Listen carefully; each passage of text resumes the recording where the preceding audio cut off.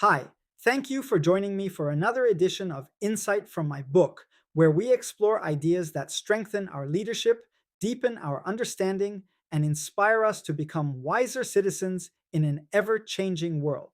Whether you are joining us from New York or California, Texas or Florida, Alaska or Hawaii, or from American communities serving, studying, working, or living abroad, I am honored to have you with us today. My name is Reverend Dr. Clarence R. Pearson, Sr. I am a pastor, researcher, leadership consultant, public policy observer, and author with a passion for helping individuals, communities, institutions, and nations grow through wisdom, ethical leadership, responsible citizenship, and informed decision making. Today, I would like to share another important insight from my latest book, Neither Left Nor Right: The Battle for America's Democratic Soul. Our focus today comes from Chapter 8, The Presidency and the Expanding Imperial Executive. The central lesson of this chapter is both timeless and profoundly important. The strength of the American presidency has never depended upon unlimited power. It has always depended upon constitutional restraint. The presidency was designed to lead, not to rule. When the framers of the Constitution gathered in Philadelphia in 1787, they faced a difficult challenge. They wanted a president strong enough to lead the nation, but not so powerful that he could become a king. Having just won independence from a monarchy, they deliberately rejected the concentration of power in one individual. Instead, they designed a government built upon checks and balances. Congress would make the laws. The president would faithfully execute the laws. The judiciary would interpret the laws. Each branch would limit the others. Their goal was simple: no one person should ever become greater than the Constitution. That principle remains just as important today as it was nearly 250 years ago. Power naturally expands. History teaches us that power has a natural tendency to expand. Every president inherits emergencies, wars, economic crises, natural disasters, public health emergencies, national security threats. Each crisis often requires decisive leadership.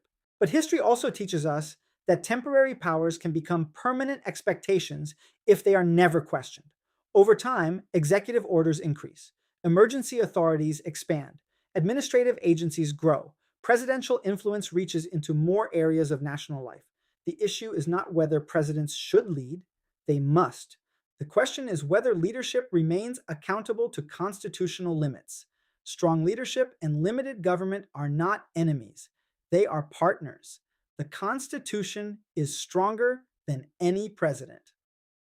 One of the greatest strengths of the American system is that it was never built around personalities. It was built around principles. Presidents come and go, political parties rise and fall, generations change, but the Constitution endures. That is why Americans swear allegiance to the Constitution, not to a president. No leader, regardless of popularity, wisdom, or accomplishment, is above the law. No administration should expect unquestioning loyalty. Healthy democracies ask citizens to respect leadership. Healthy democracies also encourage citizens to hold leaders accountable. Patriotism means defending the constitutional system that makes self government possible. The real threat is the erosion of democratic norms. One of the important themes explored in this chapter is that democracies are often weakened not only by unconstitutional actions, but by the gradual erosion of democratic norms. Norms are the unwritten rules that help democracy function: respect for election outcomes, truthfulness in public office, respect for judicial independence, transparency, peaceful transfers of power, respectful public discourse. These practices are not always required by law, but they are essential to democratic culture. Laws establish the structure, norms preserve the spirit. When democratic norms weaken, institutions become more fragile. The Constitution works best when both laws and civic character work together. Lessons from Watergate to the present. Chapter 8 examines how concerns about executive power have appeared across multiple administrations, from the Watergate scandal during President Richard Nixon's administration to more recent debates surrounding presidential authority. The lesson is not about one political party, nor is it about one president. It is about an enduring constitutional principle. Every administration, regardless of party, must be subject to the same constitutional standards. The temptation to expand executive authority is not unique to one ideology. It is a temptation that accompanies power itself. That is why accountability must always remain bipartisan. Americans should be willing to defend constitutional principles even when doing so challenges leaders they personally support. The Constitution deserves our highest political loyalty. Leadership is measured by restraint. Many people assume leadership is demonstrated by exercising power. History often teaches the opposite.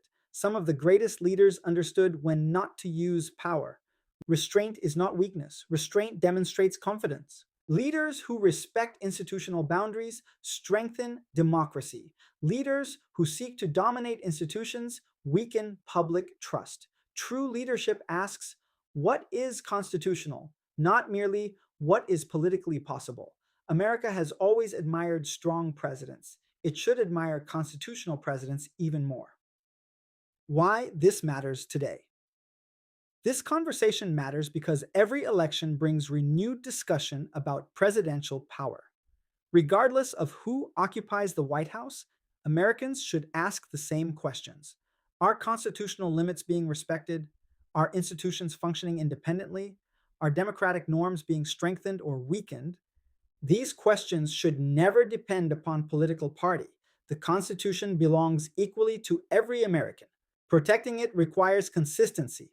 Our commitment to constitutional principles should remain the same whether our preferred candidate wins or loses. That consistency is one of democracy's greatest strengths. 3 questions for reflection. This week, I encourage you to reflect on 3 simple questions. 1. Do I value constitutional limits even when they restrict leaders I support? 2. Am I more loyal to personalities or to constitutional principles? 3. What kind of leadership do I encourage through my own words, expectations, and civic engagement? These questions are not intended to weaken respect for leadership. They are intended to strengthen respect for constitutional government. America needs both. Why I wrote this chapter. I wrote this chapter because I believe one of America's greatest achievements has been its peaceful transfer of power across generations. Few nations in history have maintained constitutional continuity for so long. That achievement should never be taken for granted. Every president eventually leaves office. Every administration eventually ends. The Constitution remains. That is the true strength of the American Republic. The office of the presidency deserves respect, but the Constitution deserves our highest civic commitment. When we remember that, democracy grows stronger. In closing, let's quickly review today's insight. Today, we learned 1. The presidency was designed to lead, not to rule. 2. Constitutional checks and balances protect both liberty and effective government. 3. Executive power naturally expands unless restrained by constitutional principles. 4. Democratic norms are just as important as constitutional laws. 5. Every administration should be held to the same constitutional standards. 6. America's greatest loyalty should always be to the Constitution rather than to political personalities. When these principles guide our thinking, leadership becomes more accountable, institutions become stronger, and democracy becomes more resilient. If today's insight has been meaningful to you, I encourage you to get a copy of my book, Neither Left Nor Right: The Battle for America's Democratic Soul. The book is available through Amazon and other major online booksellers. Simply search for my name, Clarence R. Pearson, to discover this and my other published works. After reading the book, I encourage you to leave an honest review to help other readers discover this important conversation. I would also be honored if you would follow my Amazon author page to stay informed about future books, leadership resources, civic education materials, and new releases. Before you go, please follow, subscribe, like, comment, and share. Together, we can strengthen constitutional government, promote ethical leadership, preserve democratic institutions, and ensure that future generations inherit a republic that remains faithful to its founding principles. I have been your presenter, Reverend Dr. Clarence R. Pearson, Sr., helping you transform knowledge into wisdom, conviction into character, and citizenship into impact. Thank you for joining me for this edition of Insight from my book. Until next time, remember, America has never depended upon the greatness of one president. It has depended upon the greatness of its Constitution and the willingness of its people to defend it. Leaders come and go, but constitutional principles must endure if the Republic is to remain strong. God bless you, and may God continue to bless the United States of America.